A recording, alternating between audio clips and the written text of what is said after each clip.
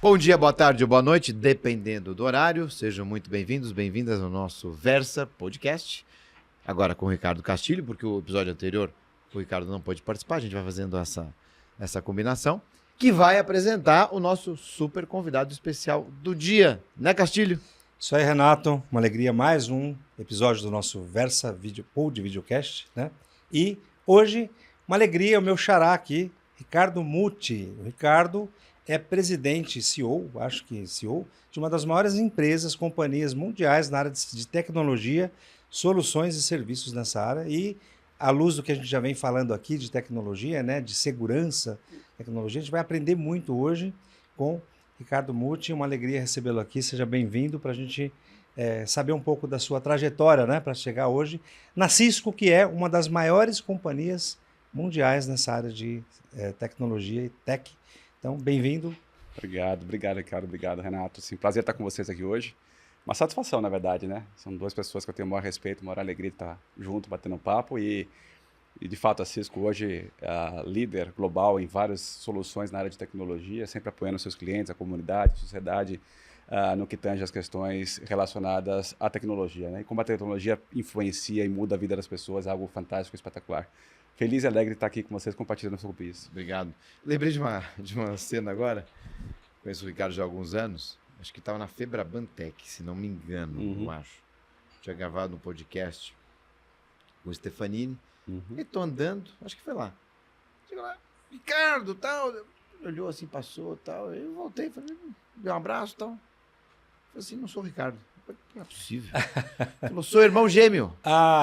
Do Ricardo. Eu falei, Ricardo, você tem irmão gêmeo? Tem, né? Tem. Isso é uma confusão boa e gostosa de viver, né? Eu tenho um irmão gêmeo, sim, chama Fábio Muti. Nós ingressamos na área de tecnologia jovens ainda, né? Eu e ele. Traçamos caminhos, apesar de laterais, mas muito similares. E muito bacana. Então, essa confusão na área de tecnologia é muito engraçada, né? Eu passei por algumas grandes multinacionais de tecnologia, passei pela IBM, passei pela Oracle e agora estou na Cisco. E, por coincidência ou não, meu irmão hoje trabalha na IBM. E é muito engraçado, porque esse mundo de tecnologia, você sabe como que é, né? A cada esquina que você cruza com um parceiro de negócio, um amigo, um correlacionado, um cliente, aí essa confusão... E vocês são idênticos? Somos univeterinos, somos idênticos. Dá pra ver a diferença, eu sou muito mais bonito, tá? São real twins, não digital twins. Exato. Mas é muito bacana. E você sabe que, você falando nessa história, Renato, falando um pouquinho dessa história, como é que foi essa vivência dos dois gêmeos, né, na área de tecnologia, isso gerou um episódio ali. São dois irmãos. Eu tenho um irmão mais novo, que é o Marcelo, né, meu gêmeo, e o meu irmão gêmeo, que é o Fábio, né? Somos dois gêmeos, um par de gêmeos. Bom, gêmeo já é par, né? Óbvio. Então, na verdade, isso gerou, inclusive, uma entrevista que nós demos aí agora há pouco tempo atrás para o pessoal para a Débora, a grande Débora, a Débora, lá do Etifórum. E falou, ela conta ali um pouquinho da nossa história, né? Foi bem bacana. Ela escreveu a história ali com maestria e publicou lá no pessoal da Etifórum, justamente pela curiosidade, porque muita gente pergunta isso, né? Como é que é essa história? De onde surgiu isso? Como é que vocês se engajaram e os dois logo foram acabar juntos nessa área de tecnologia? E aí ela conta muito bacana essa história. Agradeço muito a ela aí, foi muito bacana. Então, aproveitando aqui, nos bastidores, encontrei com o Ricardo, estava terminando de gravar com o Rossini. O Ricardo mostrou para mim uma notícia, já que você falou, da IBM. Então, é a IBM, a Cisco e a Oracle. Coincidência, né? Coincidências, três juntas, protagonizando, vindo com força nessa união para a inteligência artificial. É isso mesmo que diz a notícia? Na verdade, a notícia colocada e publicada foi que as grandes, né, empresas, aí citando Cisco, Oracle e IBM, voltando no protagonismo desse mundo de IA e as ações arrebentando, né? As ações da Cisco arrebentaram ultimamente. A gente agora, semana passada, declarou o resultado do Q2, o nosso ano fiscal destacado do ano calendário, e as ações da Cisco subindo de forma estrondosa, aí 6, 7% no day after do anúncio, justamente impulsionado pelas novas visões de arquiteturas e soluções e infraestrutura na área de IA. Então, de fato, né, essas grandes empresas hoje surgem de volta como grandes protagonistas nessa área de infraestrutura de inteligência artificial ou soluções relacionadas à inteligência artificial, Eu acredito que cada uma dessas empresas tem seu nicho aí de atuação. A Cisco olha e quer protagonizar nesse mercado como a grande líder na infraestrutura de IA. Como é que a gente pode suportar os nossos clientes, como é que a gente pode auxiliar os nossos clientes a criar a sua infraestrutura de IA, algo que passa a ser muito importante. Lembrando que o tema de IA é um tema relativamente novo, ou nem tão novo assim do ponto de vista de IA, mas na hora que você entra em IA generativa, sim, esse é um tema mais novo, de 2 anos para cá, e a gente vê aí as empresas cada vez mais evoluindo nessa questão dessa infraestrutura, ou as aplicações evoluindo para esse mercado de inteligência artificial, até porque hoje vários segmentos do mercado entendem que se você não entrar de fato nesse jogo de inteligência artificial, você corre o risco de não estar mais no mercado daqui para frente, né? É uma realidade. Inicialmente, essas empresas começaram a usar essa infraestrutura na nuvem. Muito boa, muito bacana, muito resiliente, otimizada. Mas a gente começa a perceber hoje que alguns clientes olham e querem criar a sua própria infraestrutura de IA, né?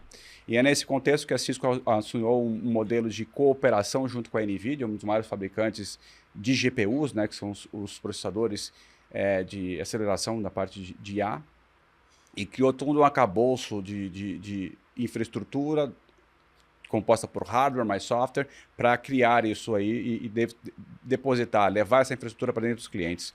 Pra você ter uma noção, agora no último trimestre fiscal, a Cisco já vendeu 350 milhões de dólares só nesse tipo de soluções para IA. E não obstante a isso, né, Renato e Ricardo, um ponto importante, né, IA hoje embarcado em todas as soluções, né? Humanamente impossível hoje você fazer uma gestão de uma infraestrutura sem ter inteligência artificial aportada em cima dela. Humanamente impossível você fazer gestão de segurança da sua infraestrutura tecnológica sem aporte de inteligência artificial. E isso eu digo que cada vez vai evoluir, né, em relação às dificuldades e complexidades, ainda mais quando a gente começa a entrar para o mundo de computação quântica. Ricardo, IA ou automação?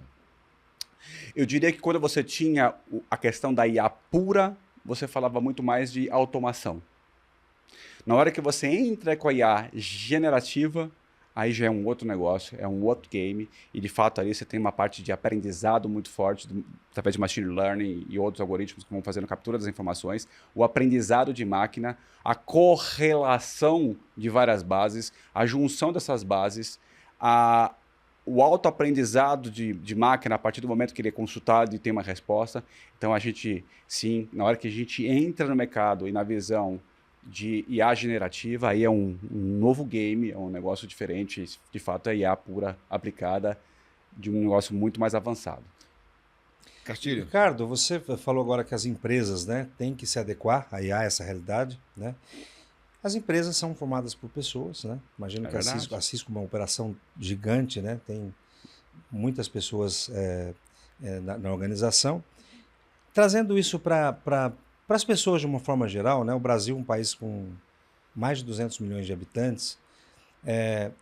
Pensando na IA como inclusão digital, pensando na educação digital, de que se as empresas não vão sobreviver sem a IA, as pessoas, e principalmente nos ensinos fundamental, médio até universitário, tem que estar antenada com isso também. Hoje eu não vejo, né, na grade das escolas ou nos currículos já postos esse incremento, né, de uma educação digital mais ampla, mais, digamos, mais evoluída, porque é bem verdade que a IA está generativa há 2 anos, é uma coisa nova. É antiga, mas é nova no que respeita à generativa. Então, a educação, podemos entender a educação a educação digital como um direito humano fundamental? Eu acredito que quando a gente faz um passo atrás, a educação é um direito humano fundamental e elementar para todos. E a gente precisa evoluir justamente para isso, levar que a educação digital seja um direito humano também fundamental para todos aqui. A verdade é que quando a gente olha, por exemplo, o nosso país aqui, vamos pegar o nosso país como exemplo, a grande parte da população que está ali numa escola privada já recebe esse tipo de suporte de educação digital, que permeia não só a questão do aluno receber um tablet na mão, ou um device eletrônico na mão, mas toda a parte de conteúdo ali, né? Toda a parte de arcabouço documental pedagógico suportando esse tipo de coisa. Não há que se falar de educação digital sem ter uma alfabetização digital dos professores também. Que é uma questão interessantíssima quando a gente fala. Importante. Os professores não são treinados, né, para que tenham uma educação, consigam fazer essa visão de elevar a educação digital, ou levar a educação digital para os alunos. Então começa ali o cerne da discussão. Agora, vejamos o país como o Brasil. 85% da nossa população de crianças estão nas escolas públicas. 85%. É isso que eu ia falar. 85%, Na privada, ok, né? 85% são formados nas escolas públicas do país. Então a gente precisa sim ter um plano muito forte para justamente levar esse contexto de educação digital para dentro do contexto das escolas públicas. Em relação a isso, a gente tem cooperado muito aí com várias entidades, em especial aqui ao Ministério da Educação. O Ministério da Educação, junto com o BNDES, há alguns anos atrás, criou um programa chamado Programa Escolas Conectadas. E foi muito bacana ali o projeto, e ele continua em operação, e o programa justamente ele levava a visão de construção em 4 pilares. Primeiro, a visão da missão do que seria uma escola conectada. Segundo ponto, que era a questão da infraestrutura tecnológica necessária para isso. Conectividade segura, visão de aparatos tecnológicos dentro da escola. O terceiro ponto era a questão da criação do arcabouço documental pedagógico em cima disso, digital em cima de tudo isso. Então, como você muda aquele material para algo digital? E o quarto ponto, não menos importante, o que eles chamaram de alfabetização digital dos professores. O programa que está rodando já, a Cisco fez parte desse programa, faz parte desse programa. É um programa que está sendo analisado, inclusive, com resultados através do pessoal do CIEB, que vai medir como é que foi tudo isso, como é que está o esforço de tudo isso. Ele é um programa também que colocou e criou birôs de escolas da quais foram criados os testes ali. Então, a Cisco participou em 3 grandes cidades da região nordeste do país. Conectamos mais de 100 escolas ali em cada uma dessas cidades, 100% públicas, seja elas municipais ou estaduais, justamente para a gente testar o modelo. Então, de fato, eu acredito que a gente precisa cada vez mais levar projetos como esse, para levar essa alfabetização, primeiro, alfabetização digital ao professor, que voltamos ali no mundo acadêmico. Você, Ricardo, como está 100% inserido nesse mundo acadêmico, é importante que você olhe isso para os seus alunos e entenda assim, cara, você tem que se aperfeiçoar, tem que se criar um modelo de alfabetização digital para que você possa transferir isso para frente e, obviamente, melhorar isso na nossa educação E o pública. Renato dá aula com IA. Então, assim, Eu já tenho é certeza uma... que isso. Todas as minhas aulas com IA. Com IA. É isso aí. Conversando, interagindo, questionando, estressando. Não, a questão da evolução de IA é algo espetacular, né? A gente tem algumas empresas na Cisco que a gente trabalha na área de colaboração e que a gente acelera essas empresas, inclusive, principalmente do ponto de vista de gestão omnichannel, de tratamento e atenção aos clientes, e inclusive algumas delas relacionadas à área de saúde, né? Uma delas, que é uma das empresas que estão trabalhando conosco ali, tem trabalhado numa visão de conversação em tempo real com pessoas para fazer toda a parte de atendimento, agendamento de consultas e também toda a parte de anamnese de um paciente antes que ele vá a um posto, antes que ele vá a atendimento público ou ele vá a atendimento de um médico. E é impressionante, Renato, a forma com que ali você tem a parte de captura da voz e a interação não é mais aquela coisa robotizada, não é mais aquela coisa mecânica, é algo fluido, natural.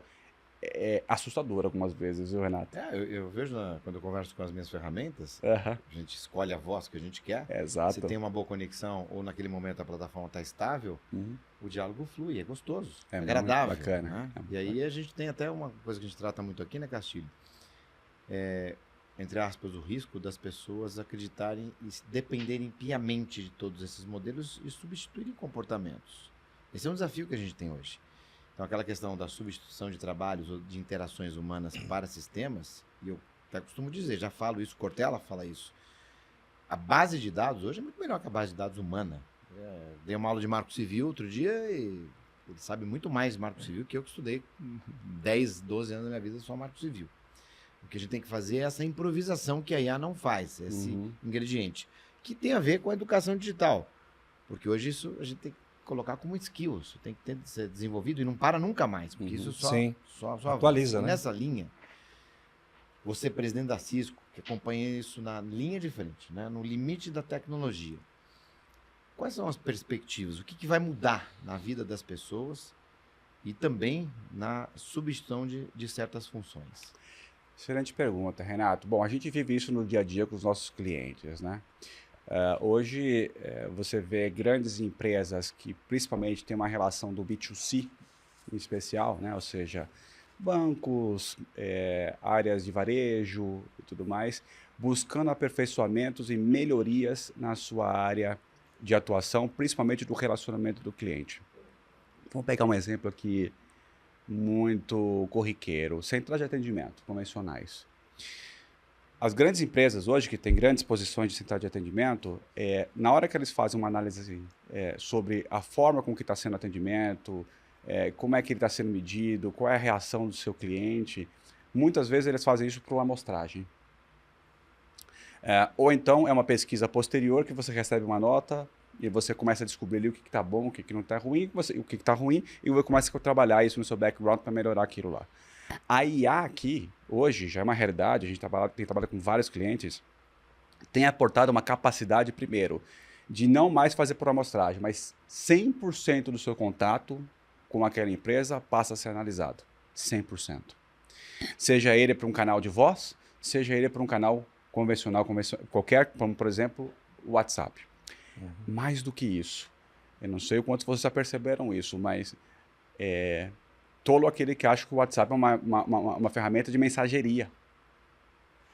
Hoje a quantidade de áudio e de voz que tem dentro do WhatsApp é algo impressionante. As pessoas não ligam, mas ficam trocando áudio umas com as outras. É impressionante isso, né? A relação das pessoas. E é algo natural. Então como é que se captura tudo isso? Então a ideia hoje é que a IA consegue, inclusive, olhar isso, capturar e fazer uma análise de sentimentos disso. E tratar isso de uma forma proativa, dizendo, olha, aqui nós temos um desvio de padrão, olha, aqui nós temos, no caso de uma venda, olha, aqui nós temos uma potencial oportunidade de venda, uma vez que o cliente, conversando aqui com o atendimento, esboçou uma visão, por exemplo, eu quero comprar um consórcio. Pô, esse cliente vai comprar um consórcio, na hora que ele for contemplado, ele pode ser um cliente seguro. Então tem várias questões que eu acredito que a IA potencializa nessas questões, e eu acredito que, de fato, isso vai revolucionar, já está revolucionando, na verdade, a forma com que as empresas interagem com seus clientes. LGPD na veia, hein, Castilho? Olha aí. Esse é o ponto, e esse é o ponto que eu queria chegar agora, sabe? Do mesma forma que a gente tem essas questões do ponto benéfico, e a gente tem que olhar e absorver a tecnologia, olhando sempre esse cenário, Renato, existe toda uma preocupação ao redor de como é que você trata esses dados, como é que você retém esses dados, como é que você manipula esses dados. E aí a gente vai para a LGPD, existe uma questão muito ética ligada a tudo isso. É isso que eu queria saber, quais os limites éticos, né, em tudo isso? Exato. Bom, a gente tem uma lei muito bem, no meu ponto de vista, construída no Brasil, cópia ou extraída ali do mercado europeu, né? Que a gente precisa seguir. E isso é uma realidade hoje, né? Empresas que quebram essa questão do LGPD, o Renato está aqui para falar melhor do que eu, as multas são severas ali em cima, né? Então, não há que se falar de infraestruturas ou arcabouço de infraestruturas de inteligência artificial sem que se pense em conjunto com a área de segurança. Então, questões de cibersegurança ligado ao IA são fundamentais. Não se pode deixar e disponibilizar uma infraestrutura de IA, seja ela para uso interno, seja ela para externalização, sem que você coloque essa parte de IA. As empresas até então começaram a trabalhar na IA com birôs muito focados em pequenas aplicações, usando o ChatGPT ou alguma solução de IA ali. Quando você extrapola a infraestrutura de IA para uso massivo nas suas aplicações, é um outro game. E é um outro game. E aqui talvez onde a gente mais observa os desafios das empresas na evolução do IA. Porque não é uma questão só de segurança, mas do ponto de vista também de gestão e governança. Como você faz a gestão e governança dessa infraestrutura? E como é que se aporta toda a parte de gestão de segurança? Seja do ponto de vista, na hora que você está treinando ela, de forma que você garanta que não existam inserções de coisas equivocadas lá dentro. E veja, a IA vai aprender o que você ensinar a ela, inclusive coisa errada. Né? Inclusive coisa errada. Então, passa aqui, isso é importantíssimo, você entender como fazer a gestão de segurança disso, como você criar e gestionar os seus modelos de forma que eles saiam de forma segura para uma aplicação.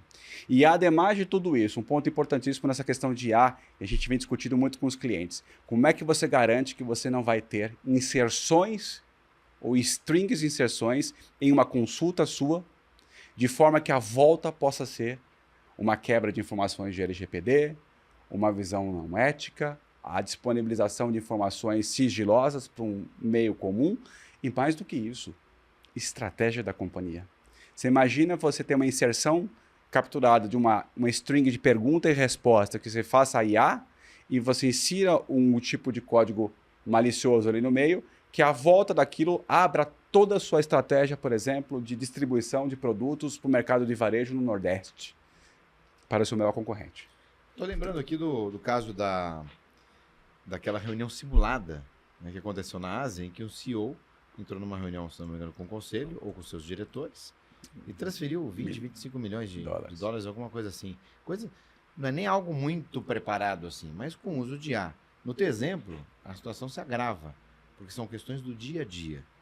Mas quando você citou o WhatsApp, eu acho bem interessante, porque a gente tem dois paradigmas aí no WhatsApp. Primeiro, o WhatsApp é WhatsApp, seria para isso. E aí, tudo bem? Uhum.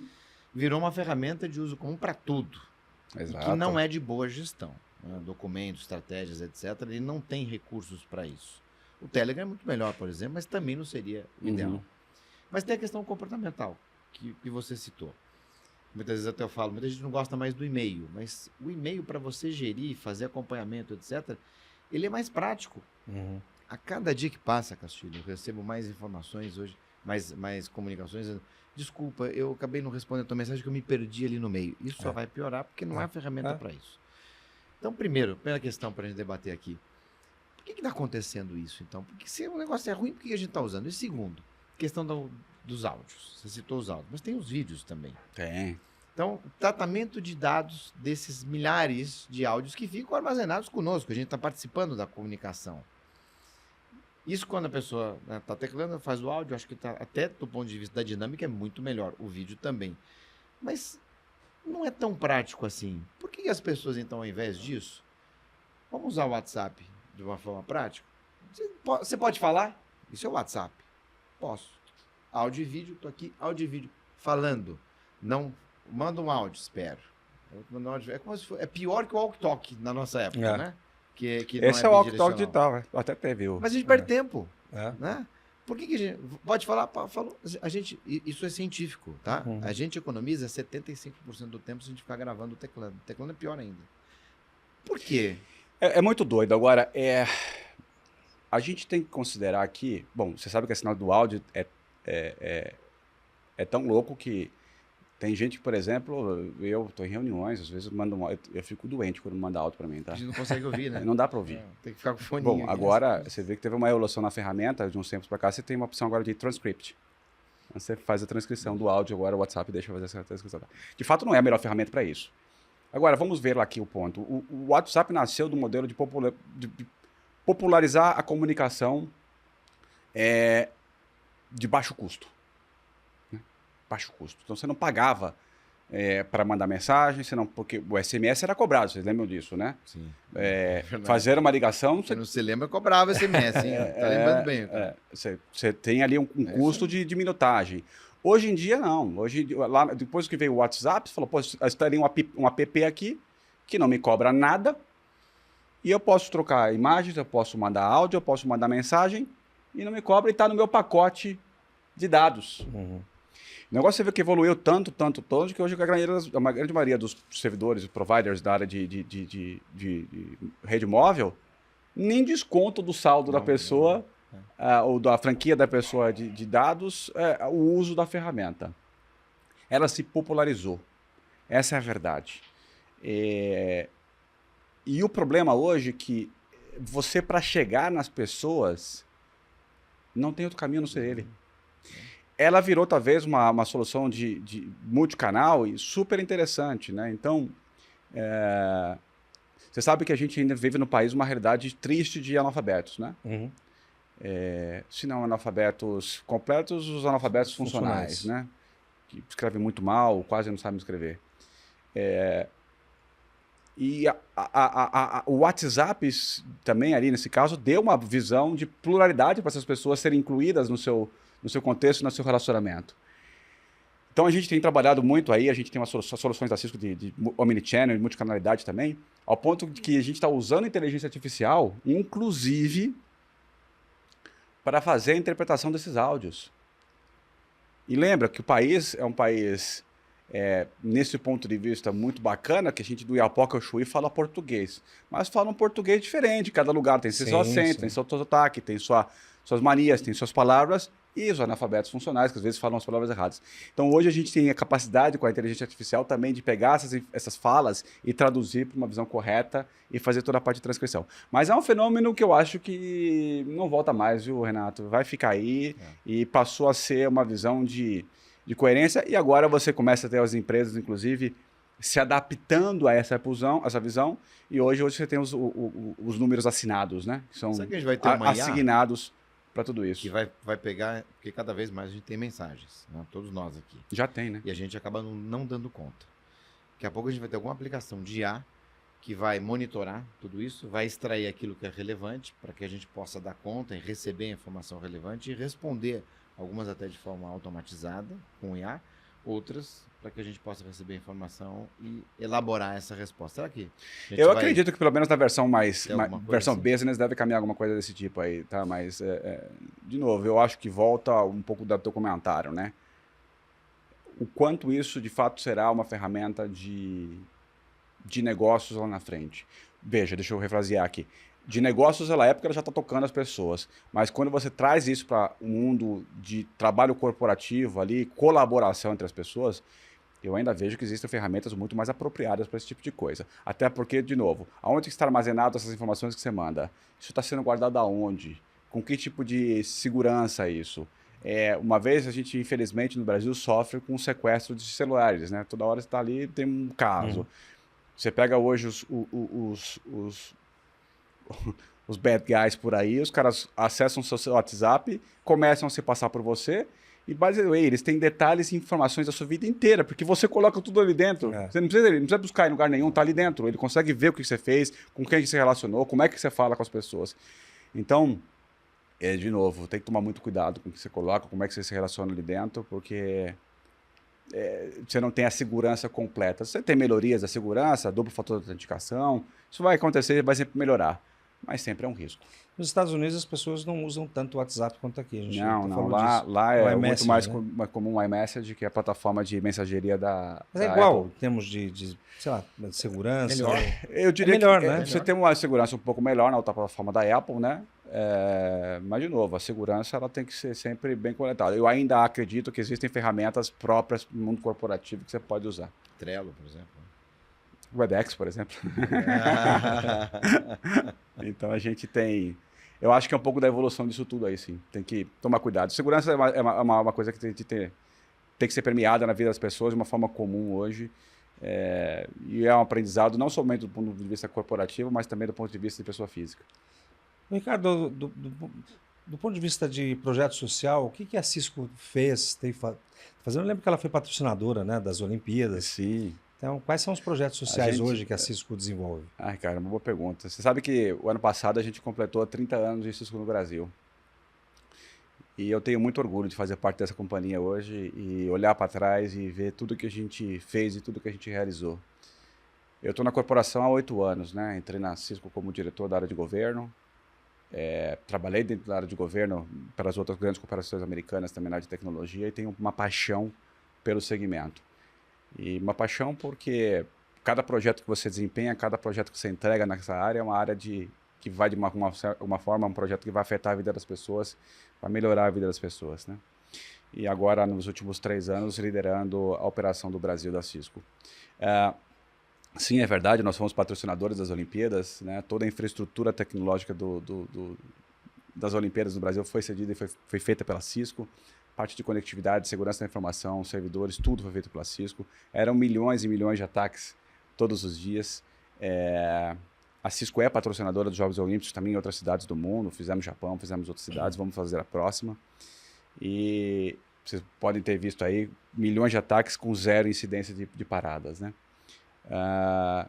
Mas a gente tem feito muitos projetos bacanas, né?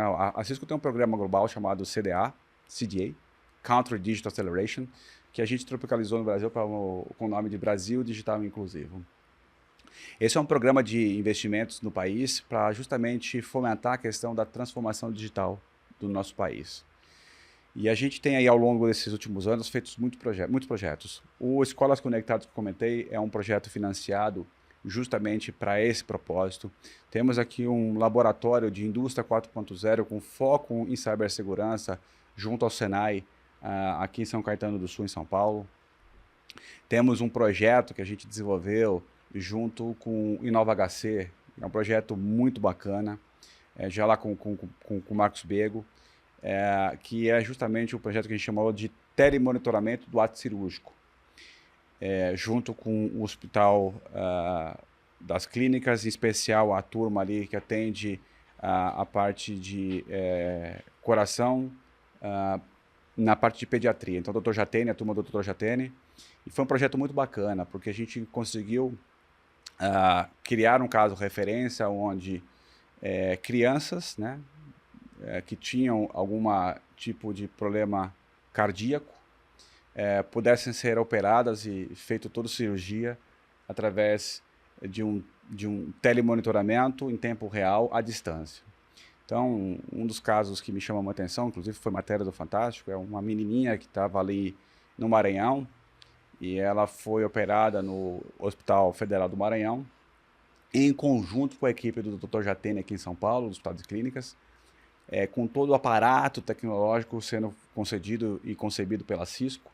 Então, toda a parte de conectividade, toda a parte de Wi-Fi, toda a parte de internet das coisas, porque é o monitoramento dos dois lados, né? Acontecendo em tempo real, a operação sendo assistida de um lado, com acompanhamento do Dr. Jatene e da equipe aqui desse lado, e foi um sucesso. E esse caso me chamou muita atenção, porque era uma cirurgia que tinha que acontecer ali, e na hora de, já terminando, finalizando a cirurgia, já iam fechar a criança e a equipe do Dr. Jatene olhou e falou, pera, me aponta a câmera para esse lugar aqui.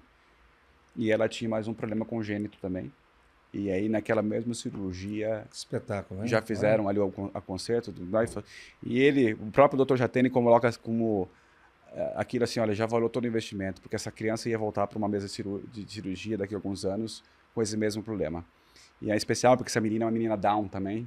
Então, foi muito bacana. Então, esse é um projeto que nos enche de orgulho. Então, aí já realizamos várias cirurgias.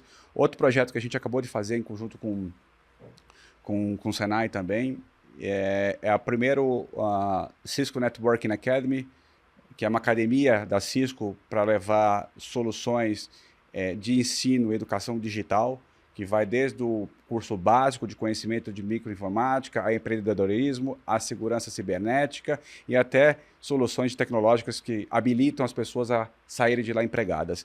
E a primeira é a balsa flutuante do Networking Academy que a gente fez junto com o Senai. Nós reformulamos e reformamos toda a balsa de educação e acoplamos toda a parte de tecnologia ali dentro. E essa balsa é uma balsa itinerante ali no Amazonas. Ela fica parando ali nas equipes, nas comunidades ribeirinhas e fica ali durante um tempo. Então, não somente levando educação, mas levando especialistas de educação que não estão locais, mas estão remotos para poderem dar aula ali, naqueles locais. E também passou a ser um birô de conectividade de internet para essa população ribeirinha, porque ele tem toda a parte de conexão satelital de internet e passou ali a ser uma conexão de internet para as populações ribeirinhas. Então, baita num projeto legal e isso nos enche de orgulho, porque leva a educação digital, como a gente falou aqui, para lugares que antes eram desassistidos. Mude. Castilho, posso perguntar? Claro. O que a Cisco fabrica hoje? O que ela vende? Não só de equipamentos, mas de assessoria, etc. Porque muita gente pergunta, além dos roteadores, o que a Cisco tem? Eu diria hoje que a Cisco é uma das maiores empresas de cibersegurança do mundo que também leva conectividade. Então, nós somos líderes globais na área de cibersegurança. Nós somos líderes globais na parte de conectividade. E aí, quando eu digo conectividade, é a conectividade de backbone de operadoras. Aqui no Brasil, grandes operadoras têm seu backbone de infraestrutura de rede, de IP com Cisco.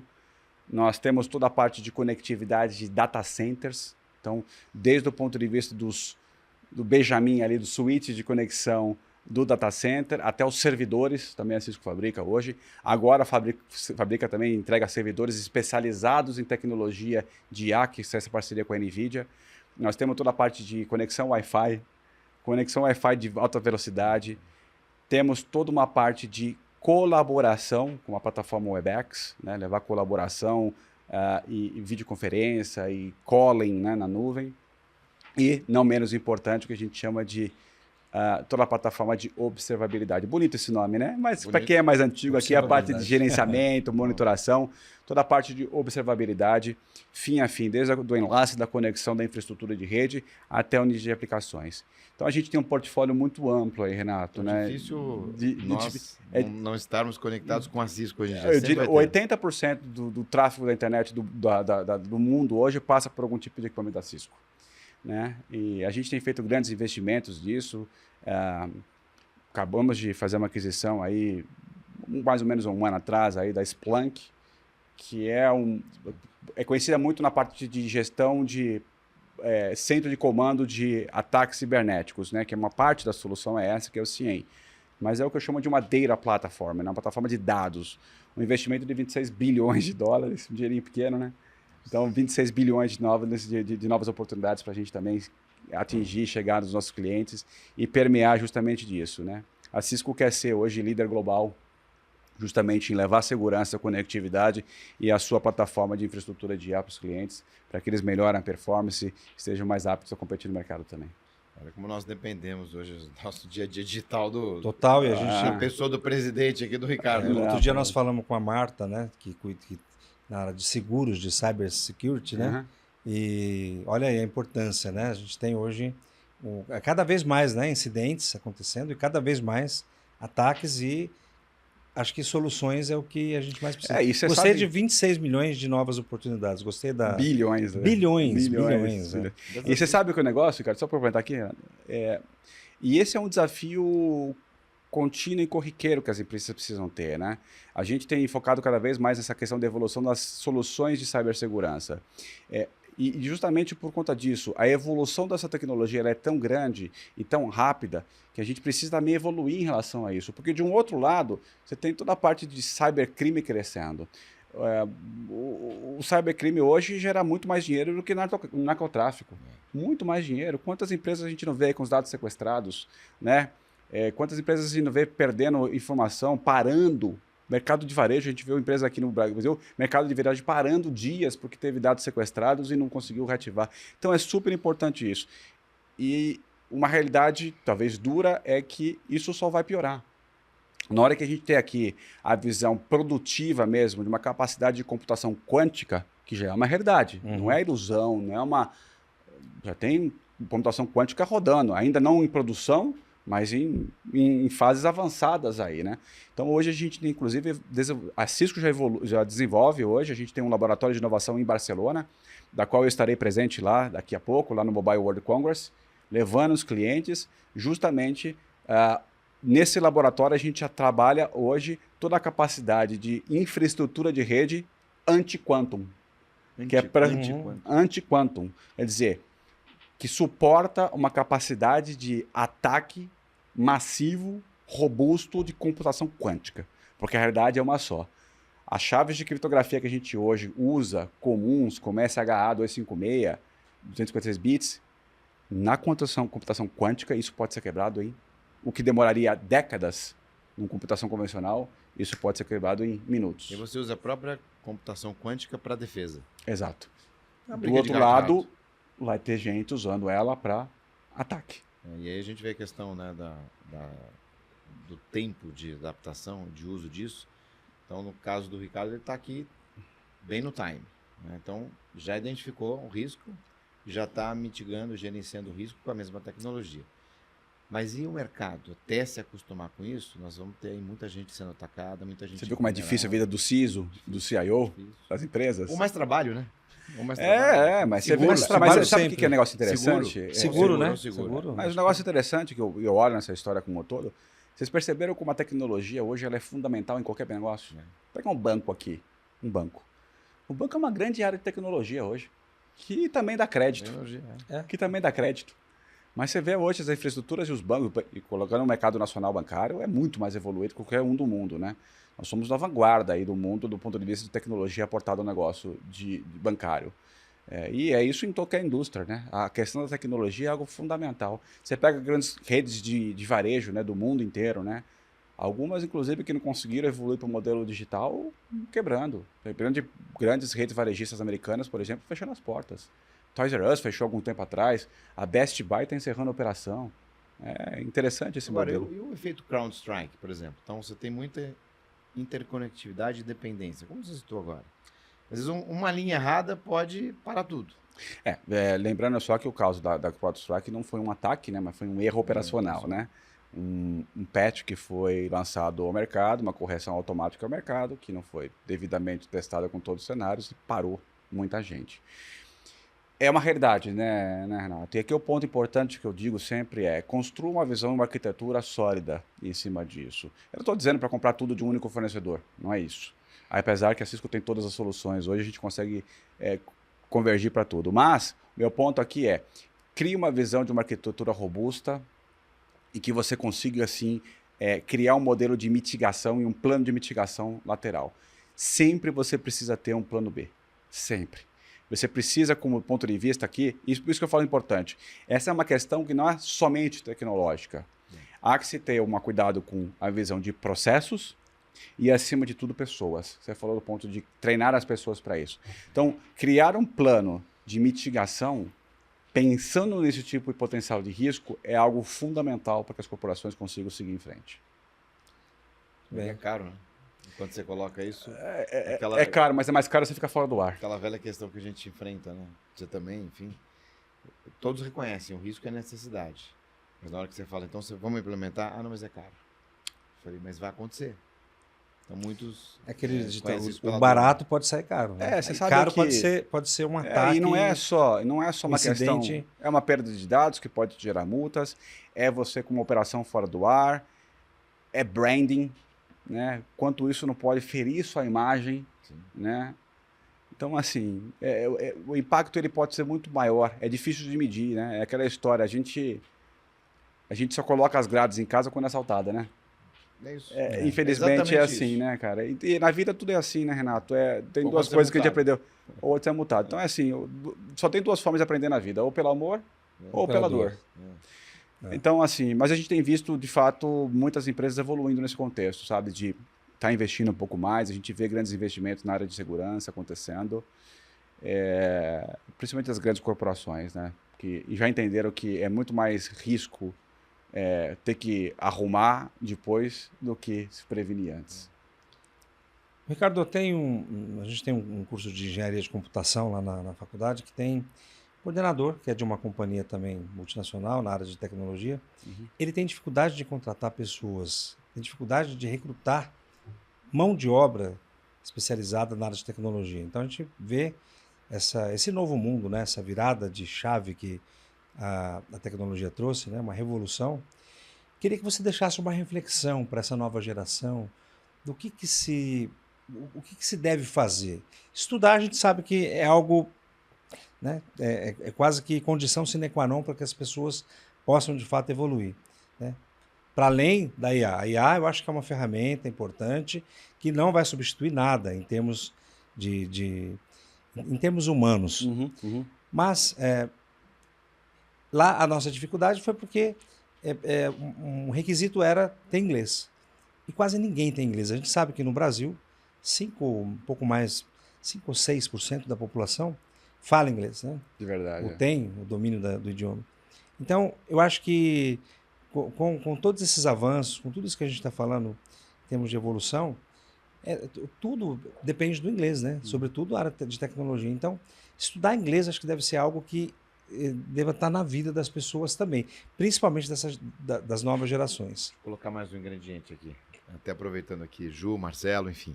Essa é uma notícia hoje, dizendo que os influenciadores brasileiros, então hoje dia 19 de fevereiro de 2025, eles estão alcançando mercados internacionais usando ferramentas de tradução com IA. É isso aí. Tem uma sugestão aqui, Marcelo, da gente começar a traduzir isso aqui e jogar, vamos alcançar outros mercados, eu acho que é interessante. Eu acho importante. Aqui, pessoal, a gente tem a ideia aqui, já escala em tempo real. Então, quão é importante ter o inglês hoje? A pergunta é para o Ricardo, mas eu aproveitei esse gancho. Eu acho que você tem que ter esse conhecimento, até porque você vai continuar tendo alguns contatos, reuniões, e não dá sempre para usar o tradutor em tempo real, ainda que seja. E eu acho que aquele que tiver esse skill a mais, ainda que possa usar o tradutor, vai ter uma vantagem competitiva. Mas a pergunta é para o Ricardo. Vamos lá, deixa eu fazer um passo antes aqui, né? Um estudo não tão recente da Brascom fala que a gente tem hoje por volta de 580 mil posições em aberto na área de tecnologia. 580 mil posições. Isso significa que a gente hoje não consegue formar tanta gente de acordo com a demanda que a gente tem no mercado de tecnologia.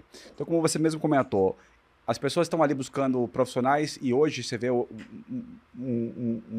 as grandes empresas, as grandes corporações buscando isso, inclusive na universidade, que é o caso que você comenta aqui, buscando esse potencial de pessoas com essa base de conhecimento na universidade. Que não é algo trivial, mas ali existe, né? E a gente tem feito um trabalho muito bacana na Cisco também com a parte de mulheres na área de tecnologia, na área de engenharia, na área de exatas, né? Buscando também essa turma para dentro.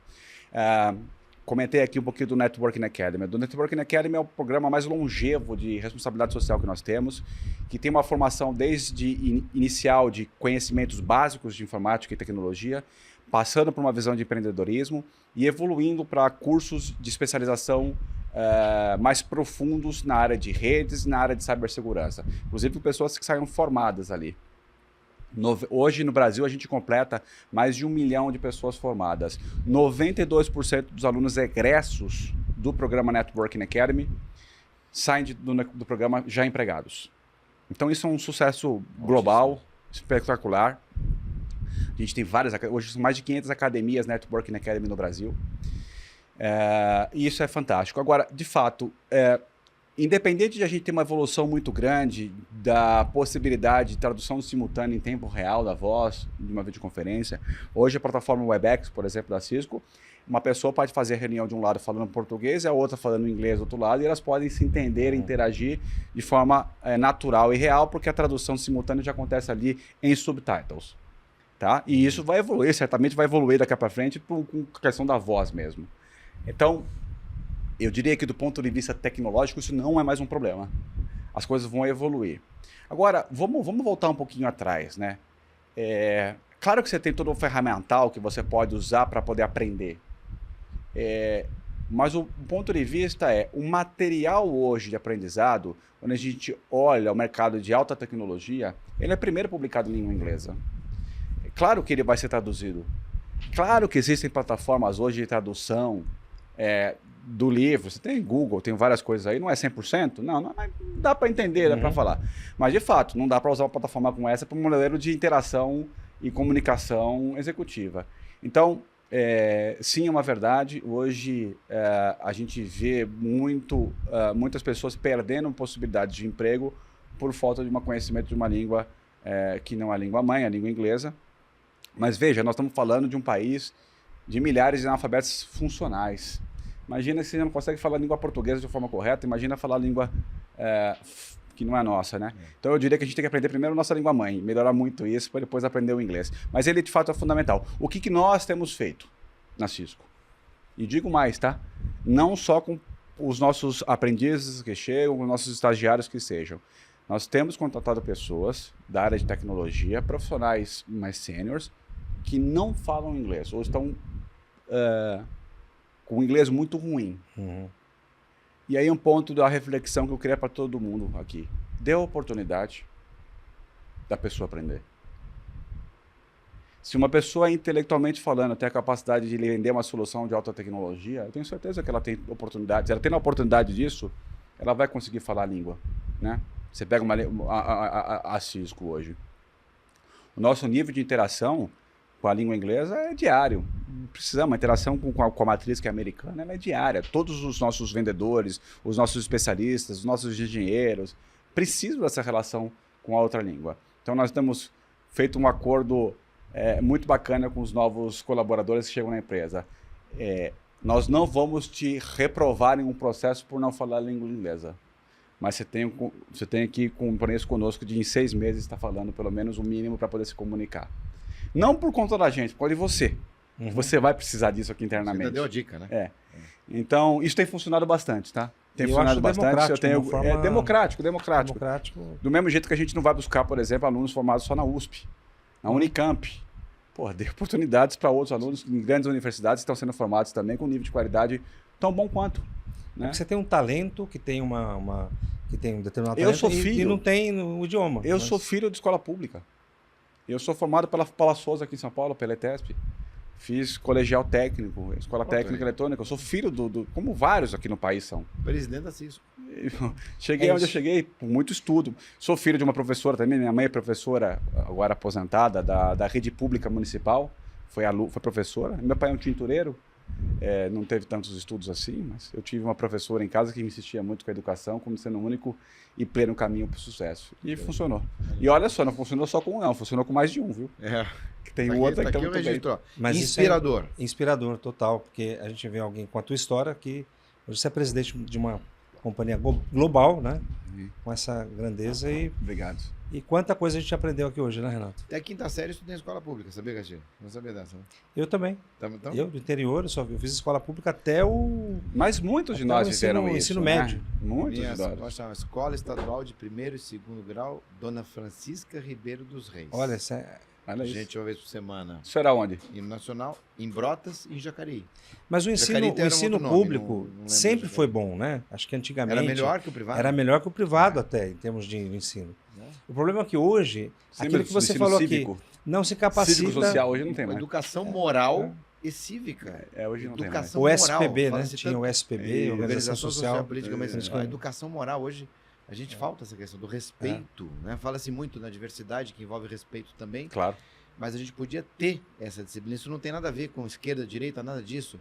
É respeito, é moral, são bons... Já eram lições, inclusive, de direitos humanos. E digo uma coisa, pessoal, infelizmente a gente tem um pouquinho no Brasil a visão do que eu chamo da síndrome do cachorro vira-lata. Mas nós temos muita coisa boa aqui. Nós somos early adopters de tecnologia. O brasileiro é um early adopter de tecnologia. Fato, né? Fato. Nós temos hoje a 10ª maior economia do mundo. Nós somos, potencialmente falando, líderes em vários segmentos, como, por exemplo, recolhimento de imposto de renda digital. Poucos países do mundo têm isso. Do ponto de vista, até enriquecimento de urânio, nós temos uma tecnologia super nova e disruptiva. O Instagram era brasileiro até alguns anos atrás. Exato. Você tem ali um dos fundadores do Facebook, foi um brasileiro. Você tem questões como, por exemplo, aí não quero falar se é boa, se funciona ou não funciona, não vou entrar em temas políticos, mas o fato da urna e voto eletrônico é uma coisa na vanguarda dos mundos, né? Você consegue saber o resultado de uma eleição no mesmo dia. Não tem dias apurando as coisas. Então, assim, eu acho que nós temos muita... O Brasil hoje é um fomentador, um birô de startups muito grande. Muito grande.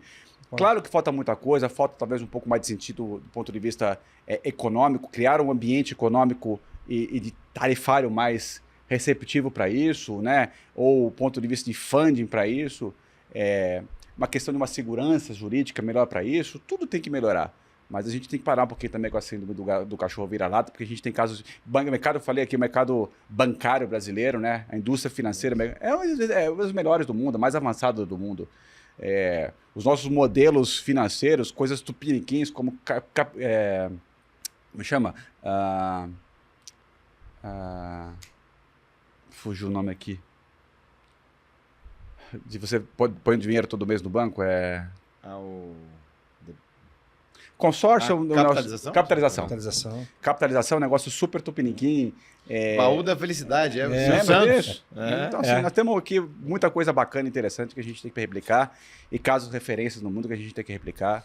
Não precisa muito, viu, Ricardo? Acho que o que a gente falou aqui, o Renato teve um colégio, estudou no colégio público, você também, que era bom. Você também. E eu acho que hoje talvez, por que o ensino público não é tão bom?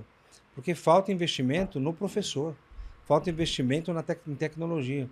Então, eu acredito que 85% da população está no ensino público, é aí que tem que investir, na minha visão. Então, não precisa muito, né? A gente sabe que, por exemplo, o ensino de educação digital e o ensino de um idioma tem que ser mais forte no ensino público. Deveria ser sim, porque preparar o aluno para o futuro.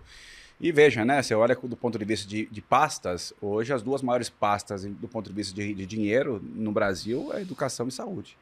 Então, dinheiro tem. Como é que a gente distribui de forma saudável, salutar? Isso que é a grande questão. Castilho, chegamos ao fim, já Muito recebi bom. 2 avisos ali. Sim. Então, se você permitir, eu vou Por favor. deixar aqui a palavra com o Ricardo para que ele possa fazer, quem sabe, trazer algumas previsões na área da tecnologia para a gente Boa. e a gente encerra. Eu acho que, bom, em primeiro lugar, agradecer a vocês, né, pela gentileza. Nós agradecemos. Olha pela quanta gentileza. coisa boa. Muito A obrigado. sua agenda, o seu tempo. Não, muito obrigado. É um prazer Pela- estar com vocês aqui, estar com essa audiência maravilhosa de vocês, que é algo espetacular. Parabéns por esse projeto que vocês estão fazendo aqui, muito bacana. Mas eu acredito que existe uma evolução muito grande ainda que vem pela frente, né? Do mesmo jeito que a gente olha para trás e fala assim, alguns empregos deixarão de existir, outros tantos vão aparecer e, inclusive, outros tantos que a gente nem sabe ainda. É uma evolução, uma transformação que a gente vive no mundo hoje. Um mundo que, deveras, algumas vezes nos parece meio conturbado por conta de tanta coisa que acontece no mundo hoje, de guerras, né, essas brigas todas que acontecem por aí. Mas existe uma questão de uma evolução muito grande na área da tecnologia e eu vejo o lado positivo disso, né? Eu acho que a gente tem uma sociedade que tem a capacidade hoje de transformar o futuro. Eu acredito, de fato, acredito que a gente precisa investir cada vez mais na questão da educação. A educação é a única salvação que a gente tem do ponto de vista, não somente do ponto de vista de trabalho, mas do ponto de vista social. E eu acredito que processos cada vez maiores aí ligados à IA, à área de cibersegurança vão vir fortes aí. A questão da digitalização dos processos vai ser algo que começou e foi muito acelerado no momento da pandemia e eu não vejo uma desaceleração disso, mas eu vejo cada vez mais a aceleração dessa transformação digital permeando todos os setores, né? Inclusive nós como cidadãos, na relação com o governo, como é que a gente interage uns com os outros e assim por diante.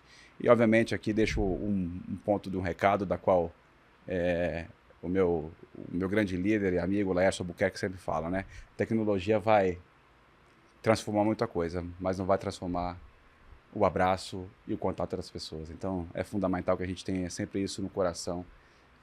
Como ele sempre diz aqui, a gente pode ter tudo digitalizado, mas é importante que a gente tenha aqui sempre uma presença humana e física, porque no final do dia, a tecnologia ela só tem uma função e só serve para uma coisa: melhorar a vida das pessoas. Se não for por isso, não vale a pena.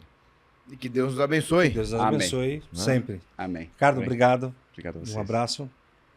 Ricardo, obrigado. Pessoal, até o próximo Versa Podcast. Fiquem bem, fiquem com Deus. Amém. Abraços Abraço. digitais.